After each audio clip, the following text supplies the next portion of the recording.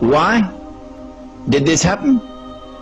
Because the difference between real money and paper money, money which is sunnah and paper money, is that money which is sunnah is money in which the value of the money is in the money. Someone should teach that to the Saudis. Go teach it to the Saudis who want to teach Islam to all the rest of the world.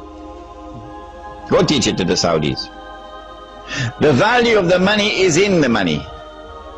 The definition of the paper money is that the value of the money is no longer in the money, and so the value can be changed. Every time the value is changed, the value goes down. What happens when the value of money goes down? The first thing is that there is a massive transfer of wealth from the masses to that predatory elite, which in this case was the government, Uncle Sam. The masses lost half of their wealth, almost half. That's the first thing that happens when the value of the paper money goes down. What's the second thing that happens? The answer is this. I worked for the whole month. I got my salary in gold. Could buy a camel. Took it home. Put it underneath the pillow. Took it off after 5 years. You could still buy the camel. 10 years, you could still buy the camel. But when I get my salary in paper now, you can buy a camel, take it home, put it underneath the pillow. Few years later, when I take it out, can't buy a camel anymore, can only buy a jackass now.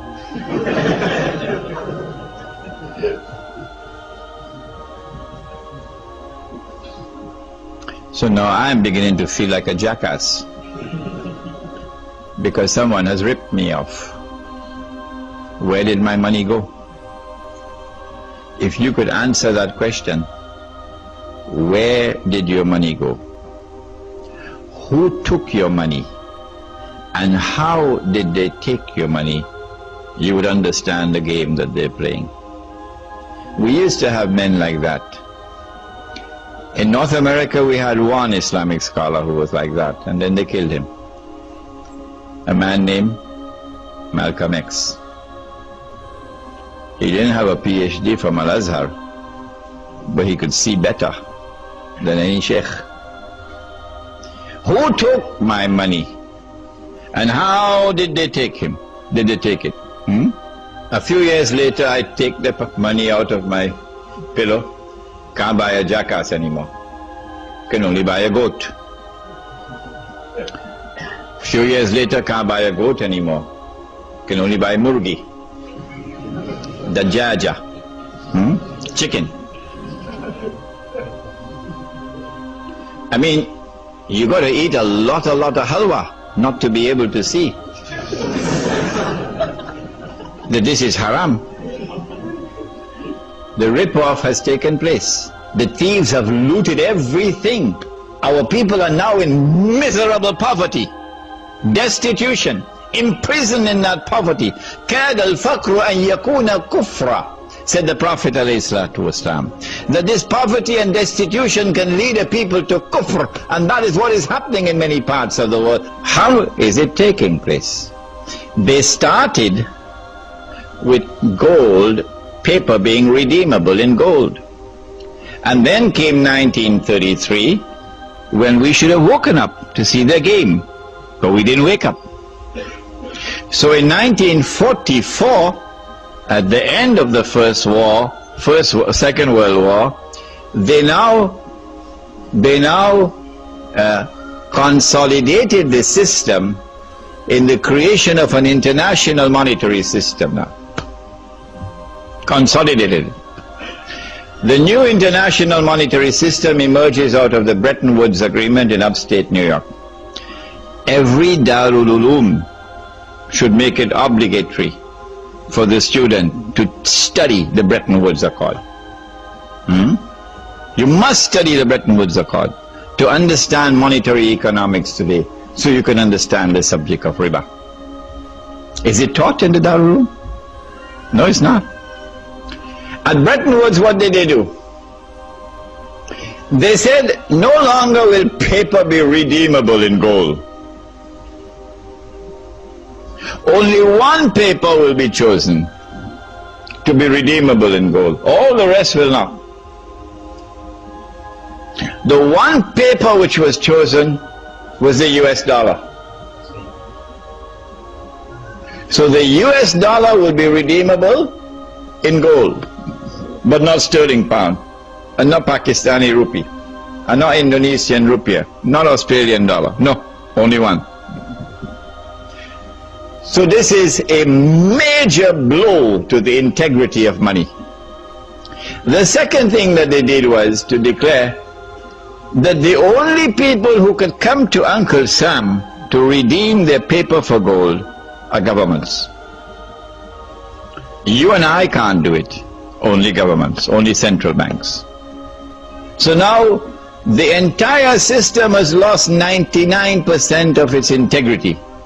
It has only 1% left of integrity, but those fellows are still eating halwa. 1% integrity left. That governments, central banks can go to Uncle Sam with their US dollars and demand the gold. Nobody did. From 1944 to 1971, nobody did. The Vietnam War took place in the late 60s, and Uncle Sam printed a lot of paper to finance the war. And Uncle Sam didn't have the gold to back that paper.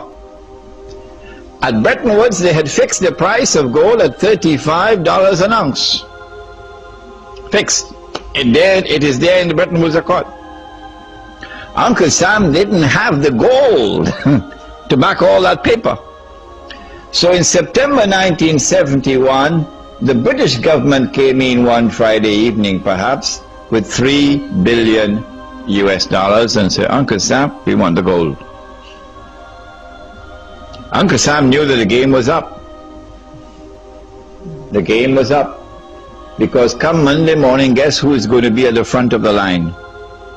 Saudi Arabia. Or who behind Saudi Arabia? Kuwait. Huh?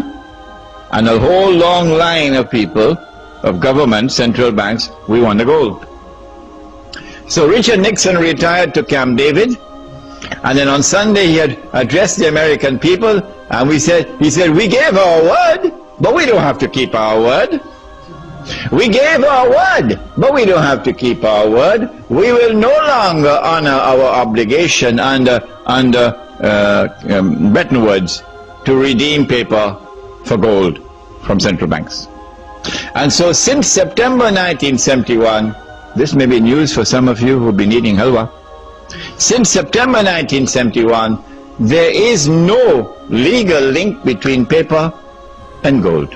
It's gone.